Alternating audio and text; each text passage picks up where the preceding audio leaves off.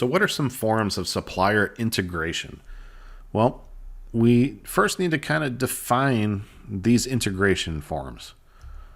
And some of these you've seen, you just didn't realize. So on a low end of integration, we have collaborative forecasting. So we work with our supplier to develop the forecast for a product. Pretty straightforward. That's about all they're involved in. But your supplier also knows what your demand would be for certain products.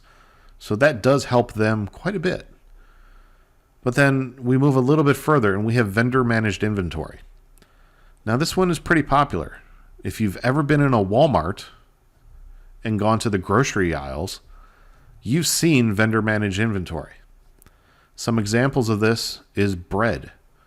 There's actually a bread vendor that comes into the store and stocks those shelves every morning. And then Pepsi and Coke come and refill the Pepsi and Coke products in the soda aisle. And then what about potato chips? Same thing. The potato chips are stocked by, let's say, Frito-Lay, which is a Pepsi company. But go a little bit further. Let's go into the frozen section. A frozen pizza. Now, if you're getting, let's say, DiGiorno pizzas, Walmart uses vendor-managed inventory to do that too. There's actually a representative from DiGiorno or whatever company that is bringing that in, and they stock that cooler. It's pretty simple.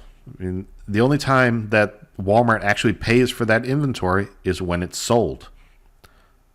So it's actually the vendor is using Walmart as a little bit of their warehouse. And once it's sold, then they get paid for it. Pretty great idea.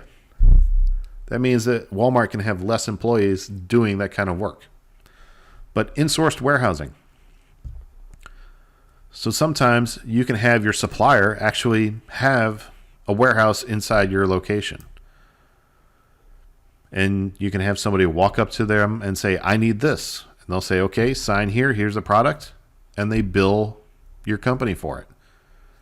Now, these are usually the high use products, and you don't have to worry about ordering these because the company that's doing this, providing this feature, is taking the cost of that. So some companies that do this are Grainger, Fastenal, and more. So think about it. This is such a good idea because they put their own employee and they put their own inventory in there. And your folks just need to walk up, say, I need this. And they say, sign here, and there's the part. So a lot of times you see these with consumable items. For example, nuts, bolts are some examples. Maybe some smaller tools that get broken easily. So I don't think you're going to see much of the higher end stuff, but you can. It depends on the agreement you have with this supplier. So that's a higher degree of integration. Early supplier involvement. So this is where you get your supplier involved right from the beginning in a new product design. That way they can give their input, because if they're going to manufacture some of these parts, they may say, hey, this is the better way to manufacture this. And then we move on to supplier integrated manufacturing.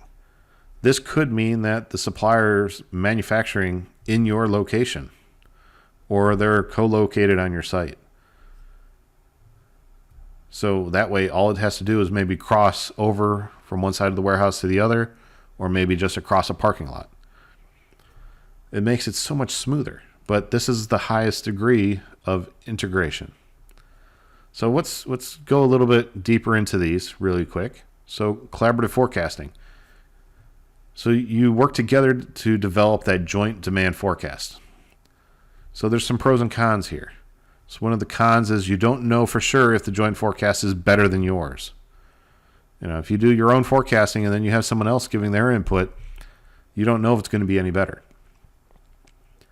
And then one of the pros is if your supplier knows your forecast and promotion plans well in advance, it can better plan its own operations to pass some of the efficiencies onto you.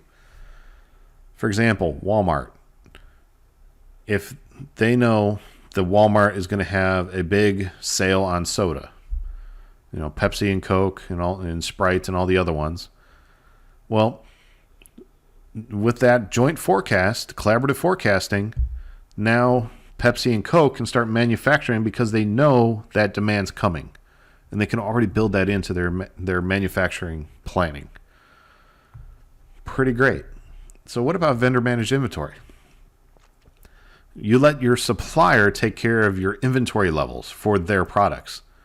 They decide when to reorder more. So just like I was mentioning about bread, bread is pretty much cleaned out every day at Walmart. So at the end of the day, you go down the bread aisle, let's say at midnight or a little after midnight, bread is pretty much devastated. There's not much on the shelves anymore. But Walmart doesn't have to worry about it because there's going to be a bread vendor coming there in the morning, and they take care of the inventory. They restock the shelves. One of the bad things is you lose control and you're dependent on the supplier. So what if the supplier doesn't show up or they don't have enough inventory?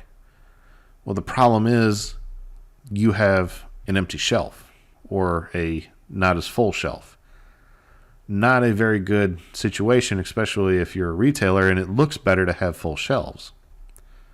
So, but one of the pros is you don't have to deal with this inventory and you can focus on other things. And your supplier might do a better job in managing the inventory. However, you want to make sure that you audit that inventory ever so often, because you don't want them overcharging you for that, just like they don't want to be undercharged. So if Frito-Lay, we have traditional versus vendor managed inventory replenishment. So the vendor management depends on the store's point of sale data. So the store will share that data with the supplier. Frito-Lay evaluates inventory and sales status and decides how much to ship. And then the delivery truck is loaded and the driver delivers inventory as part of the delivery milk run. Customer authorizes the order. The driver stocks the shelves, rotates the product, and assures a clean and attractive facing. So if you've ever gone in after Coke or Pepsi or Frito-Lay has restocked the shelves look nice. They're full. If there was something missing, they put it on the shelf. They fill the shelf with the proper products. However, on the other side of that, you're relying on the store to do that. And sometimes there's out-of-date inventory that you pull off the shelf because they just put the new stuff in the front and left the old stuff in the back. And sometimes they don't order the right quantities, don't estimate don't forecast the correct ones. If the Super Bowl is coming and potato chips are going to be sold pretty heavily, you want to make sure you have enough. But if the person didn't take into account the Super Bowl is coming, they might not have ordered extra. So vendor managed inventory is very valuable. Insourced warehousing. You rely on the vast warehousing capabilities of companies like FedEx and UPS to manage your distribution. But one of the cons is you lose control and dependent on the third party. And one of the pros is, though, you don't incur the capital investment that would be needed to set up a warehouse. So if you're a small company and you just don't have the space or the ability to pay for warehouse space, well, you might want to use, for example, a 3PL, third-party logistics, for warehousing. So you can either insource it, where they pay for the warehouse space, or you can just let them handle it, and it's like not out of your control, but they're going to charge you for it. So it can be expensive, but it could also save money if you're not having to pay for a new building and such. So early supplier involvement in new product development. The supplier is part of your new product development efforts in the very early stages, tapping into their expertise in optimizing the product or service design. So like I mentioned, they know how their manufacturing works, so they're going to be able to recommend perhaps some minor changes or maybe drastic changes to make that product easier for them to produce, which would save you money. Because the more complex it is, they're going to charge you for that. So some of the cons of this is the supplier's involvement may not be worth the effort. But on the other hand, this could really help optimize the materials and the process cost. So you have to be careful with this one. So new product development, when we're integrating early supplier involvement, we are sharing the new ideas with our supplier. They'll provide feedback and technical feasibility on the materials and the processes, and they may suggest alternatives. For example, if you're talking about an aluminum case, they might recommend magnesium because it might be easier for them to work with and be cheaper. And they can provide cost and some lead time data to help assess viability. And they could help improve the doability. So think about that. They're going to tell you exactly how long it's going to take, and they can tell you exactly how much it's going to cost. Where before you might be just kind of making some guesses. And then they may provide critical components or even make the prototype for you. If they want the business, they'll probably make a prototype for you at low or no cost. And they're going to offer suggestions on how to improve the product or process. So kind of like tweaking based on their experience with maybe other products they've designed for other companies. And they'll provide adequate capability to support a successful launch. Because they told you the lead time, now you can pick a good launch date. Like if you wanted 1 million units on hand before you launch, well, they can tell you exactly how long making 1 million units is going to take. So let's go ahead and look at the spectrum of our supplier integration here.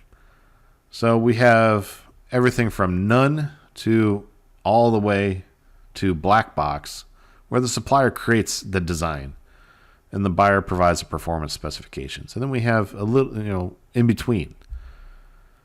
So depending on where you want your company to be. Now, some companies are all the way to the black box, but some prefer to be maybe at the white box or the gray box area. You need to evaluate the cost.